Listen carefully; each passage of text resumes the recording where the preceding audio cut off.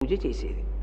అష్టమి నాడు ఉపవాసం ఉండి నవమి నాడు సువాసిని పూజ చేస్తే అలా పూజ ఎవరు చేశారో వారి యందు పరదేవత అనుగ్రహిస్తుంది.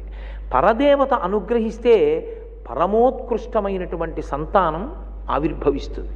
అందుకే ప్రతి అష్టమి నాడు ఉపవాసం ఉండి నవమి నాడు ఆమె సువాసిని పూజ చేసింది. అలా 27 సంవత్సరములు చేసింది మేనకాదేవి అని శివమహాపురాణంలో వ్యాసభగవానుడు చెప్పాడు. 27 సంవత్సరములు చేసిన తర్వాత అమ్మవారు ప్రత్యక్షమై నీకేం కావాలని అడిగింది. అడిగితే నాకు నువ్వే కూతురుగా కావాలంది. ఎందుకని వెనక సనత్కుమారాచార్యుల వారి శాపానుగ్రహం ఉంది. ఆయన వాక్కు సత్యం అవ్వాలి.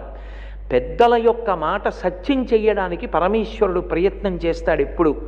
అందుకని అమ్మవారిని చూడగానే మేనకాదేవి అంది, నువ్వు నాకు కుమార్తెగా రావాలని.